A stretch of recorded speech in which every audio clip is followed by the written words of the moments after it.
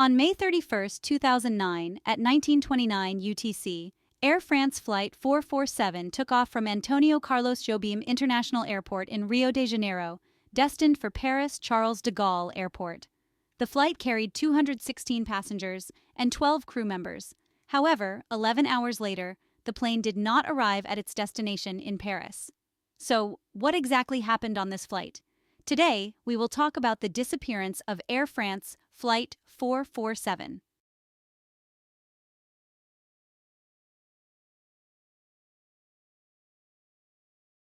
Air France Flight 447, or AF447, was an Airbus A330-200 aircraft. This is a wide-body, twin-engine airliner manufactured by Airbus. The A330-200 is a variant of the A330 series, featuring a longer range. This model typically accommodates 200 to 300 passengers, depending on cabin configuration. It is equipped with two efficient turbofan engines, providing excellent fuel efficiency and lower operational costs. With a range of approximately 12,500 kilometers or 6,750 nautical miles, it is well suited for transoceanic flights and is equipped with an advanced autopilot system that can control the aircraft during most phases of flight, including cruising, climbing, and descending. It also features an auto-land function for safe landings in adverse weather conditions. This aircraft model is generally considered safe and reliable. The captain, Marc Dubois, was a veteran Air France pilot with over 21,000 flight hours, more than 1,700 of which were on A330 and A340 aircraft. First Officer David Robert and Second Officer Pierre-Cedric Bonin had over 6,500 and 2,936 flight hours, respectively.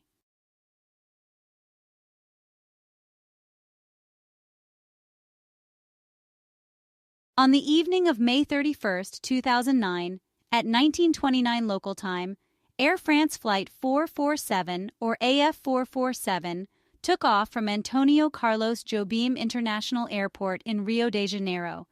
At 01:33 UTC, the aircraft entered a stormy area over the Atlantic Ocean. During this time, the aircraft encountered severe turbulence, lightning, and hail.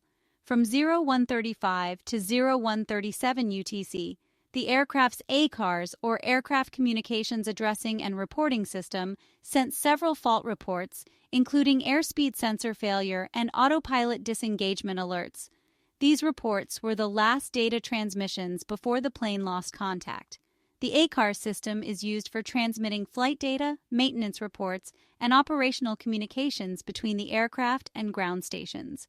At 01:37 UTC, the ACARS system stopped sending reports, and the automated data transmission from the aircraft was interrupted, marking the point when ground control could no longer receive any flight data from the plane. At 02:14 UTC, Air France Flight 447 failed to contact the Dakar Air Traffic Control Center in Senegal as scheduled. According to the flight plan, the aircraft should have entered Senegalese airspace by then, but no communication was received. At 02:20 UTC, the Dakar Air Traffic Control Center attempted to contact Flight 447 but received no response.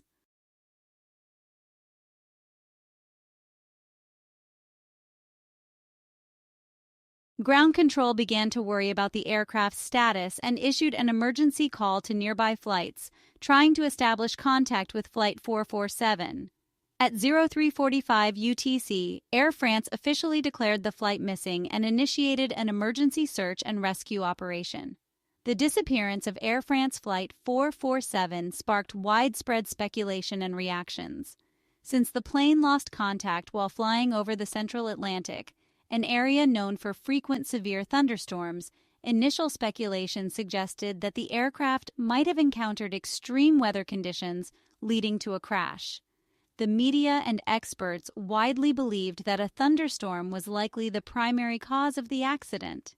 Given the impact of the 9/11 events, the possibility of a terrorist attack was also briefly mentioned. However, this hypothesis was gradually dismissed over time, as no organization claimed responsibility, and there was no other relevant evidence, such as distress signals from the pilots. When Flight 447 failed to arrive in Paris as scheduled, Air France immediately issued a missing report.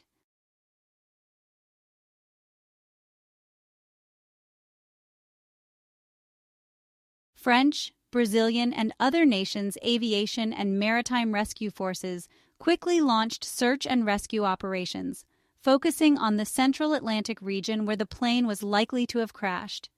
From June 1st to 2nd, 2009, Brazilian and French military and civilian search teams began large-scale searches in the central Atlantic.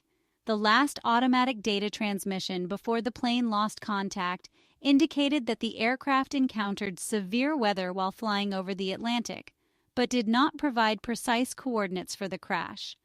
The plane crashed near the mid-Atlantic ridge, where the seabed depth ranges from 3,000 to 4,000 meters.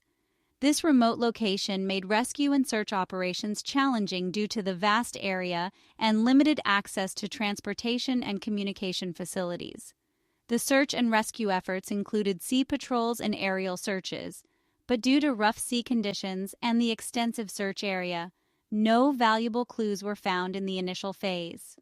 On June 3, 2009, Air France and the French government officially declared that Flight 447 had crashed and that all 228 people on board had perished.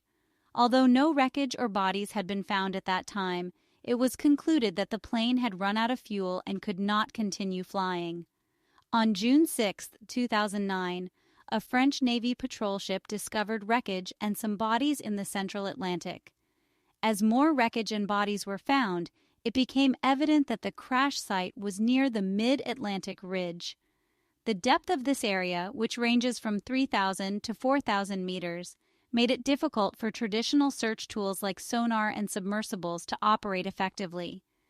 Even advanced deep-sea equipment had difficulty functioning for extended periods.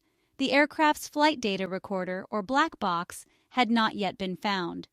Since the underwater locator beacon's battery could only transmit signals for 30 days, the search became significantly more challenging after the signal ceased.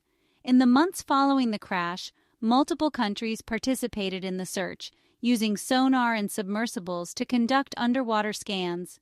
In early 2010, French and international investigation teams launched a second round of searches, employing more advanced technology, including unmanned submersibles and acoustic detection equipment.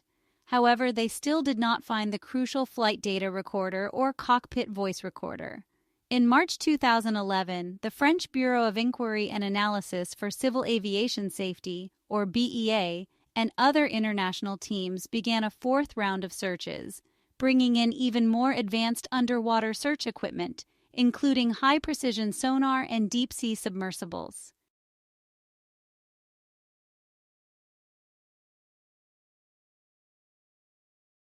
On April 3, 2011, during the fourth round of searches, the team discovered the main wreckage of Flight 447 at a depth of about 3,900 meters and confirmed the recovery of the flight data recorder, or FDR. Subsequently, another team found and retrieved the cockpit voice recorder, or CVR.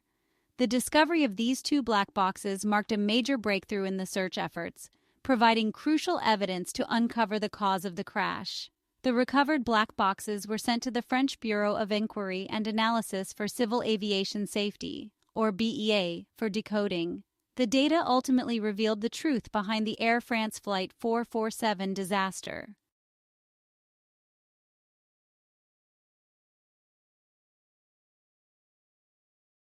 Let's explore the scenario from the perspective of a passenger at that time. We were preparing to board the flight to Paris at Antonio Carlos Jobim International Airport in Rio de Janeiro. As I checked in at the counter, the ground staff were very friendly, confirming my seat with a smile and handing me my boarding pass. I dragged my luggage, passed through security, and then waited at the boarding gate. When the boarding announcement was made, everyone started lining up. The atmosphere was relaxed, with some passengers chatting while others focused on their phones or books. We boarded the plane in an orderly fashion, with the cabin smelling fresh and the flight attendants standing at the entrance, smiling and welcoming us. After boarding, I found my seat, a window seat. I placed my carry-on luggage in the overhead bin, sat down, adjusted my seat, and fastened my seatbelt. Other passengers were also settling in, and soft music played in the cabin. The flight attendants began demonstrating the safety instructions. Although this was information I was already familiar with, I watched it carefully. After the demonstration, the cabin lights dimmed, and the captain greeted us over the intercom, informing us that the flight would take approximately 11 hours, with an expected arrival in Paris in the morning local time. The plane taxied slowly to the runway, and I felt the engine start to accelerate with the fuselage beginning to vibrate. Then the plane suddenly accelerated and took off. The city lights outside the window gradually faded away and the sky grew darker. After the plane climbed to cruising altitude, the flight attendants turned off the seatbelt sign and began distributing meals. Outside the window was the vast Atlantic Ocean, and the atmosphere in the cabin was very quiet, with many passengers already relaxing, ready to sleep.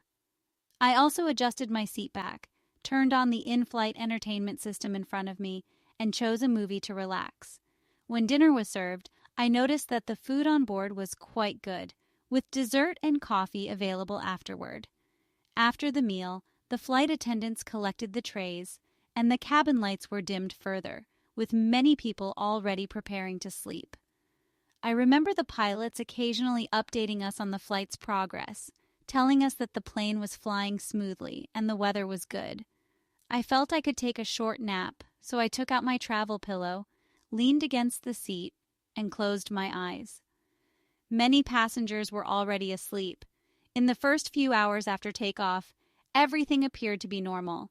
The pilots maintained regular contact with Brazil's air traffic control center, and the weather conditions were relatively stable. The plane was in autopilot mode, with the system helping to maintain stable flight. The captain, Marc Dubois, was resting, following Air France's standard operating procedures to ensure that the captain is well rested during long-haul flights and can remain at peak performance during critical phases. At this time, the first officer and the second officer were responsible for operating the plane.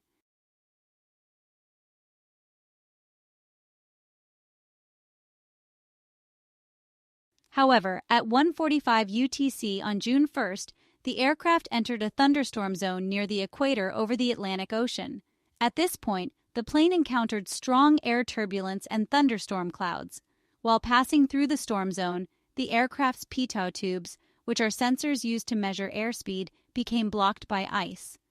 The pitot tubes are critical sensors on the aircraft, used to measure airspeed and send data to the flight data computer. However, due to high humidity and low temperatures, the pitot tubes were blocked by ice, causing the sensors to provide inaccurate airspeed data, which led to erroneous readings on the cockpit's airspeed indicators. When the pitot tubes malfunctioned, the autopilot system could not receive accurate airspeed data, potentially leading to incorrect control commands. Once the autopilot system disengaged, the two co-pilots in the cockpit had to manually control the aircraft. Due to high-altitude conditions, such as obstructed visibility from dense clouds and incorrect airspeed information, First Officer Pierre-Cédric Bonnet immediately made an incorrect maneuver. He pulled up the nose of the plane, attempting to climb. This action was inappropriate because the aircraft was already at a high altitude, about 35,000 feet, and further climbing would slow down the plane, increasing the risk of a stall. As the pilot executed this incorrect maneuver, the airspeed data on the instrument panel fluctuated due to the pitot tube failure, and the pilots did not realize that the aircraft did not need to climb. First Officer Bonin continued to pull up the nose, causing the aircraft's angle of attack to gradually increase. When the angle of attack becomes too large, the plane's lift decreases sharply, eventually leading to a stall. A stall occurs when the airflow can no longer smoothly pass over the wings, causing the plane to lose lift and descend. As the stall worsened, the aircraft's warning system began continuously emitting a stall alarm. Bonin and the other pilots seemed to misunderstand the severity of the warning and did not realize the plane was already in a stall. Despite repeated warnings from the alarm system, the pilots did not take standard corrective measures, such as lowering the angle of attack and increasing throttle to restore lift. Bonin continued to maintain or increase the angle of attack, trying to keep the plane at a higher altitude, which was counterproductive and caused the aircraft to stall further. During the critical moments of the incident, communication between the crew members was chaotic, especially between Bonin and the other officer, Robert. The two did not effectively coordinate their actions, nor did they fully discuss the current flight status. For nearly a few minutes, Bonin almost continuously held the nose-up attitude, even though the stall warning kept sounding and the vertical speed indicator showed that the plane was rapidly descending. About 90 seconds after the autopilot system disengaged and the problem began, Bonin and Robert felt they could not control the plane and called for the captain. Upon hearing the call, the captain immediately returned to the cockpit. However, by this time, the aircraft was already in a stall and the descent rate was accelerating. Due to the extreme urgency of the situation, the captain did not have enough time to fully understand the aircraft's status and could not effectively take corrective actions. The confusion in the cockpit and the lack of clear command further delayed the opportunity to correct the stall. In the final stages of the descent, Bonin finally realized the problem and began trying to lower the nose, but it was too late. The aircraft was already descending toward the ocean at an extremely high speed, leaving almost no time to recover to a normal flight state.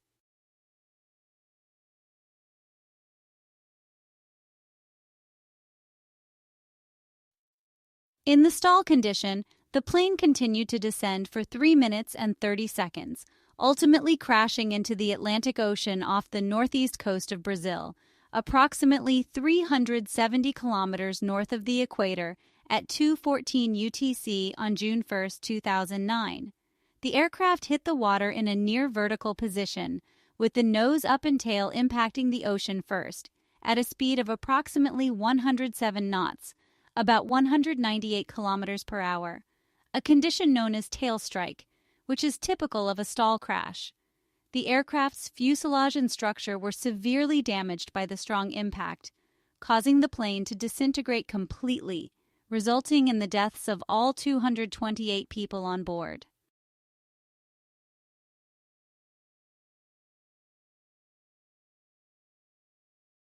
The French Bureau of Inquiry and Analysis for Civil Aviation Safety, or BEA, conducted a detailed investigation and published its final report in 2012.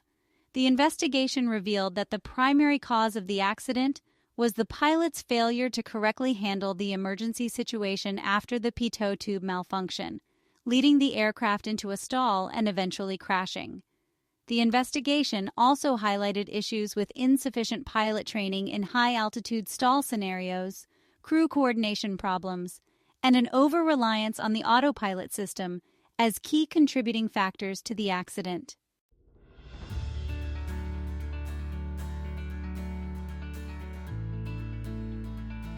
The Air France Flight 447 accident prompted significant improvements in several critical areas within the global aviation industry. Pilot training was substantially enhanced, particularly in manual operation and high-altitude stall recovery. New sensor designs, including heating functions, were introduced to prevent pitot tube failures due to ice accumulation, while flight control systems were upgraded with enhanced stall protection features. Pilot training programs underwent a comprehensive review and optimization, with a particular focus on improving simulator realism and crew communication training. The International Civil Aviation Organization, or ICAO, also strengthened global cooperation, updated and implemented new aviation safety standards, promoting information sharing and best practice exchanges among national aviation regulatory bodies. These improvements aim to enhance flight safety and prevent similar accidents from occurring again.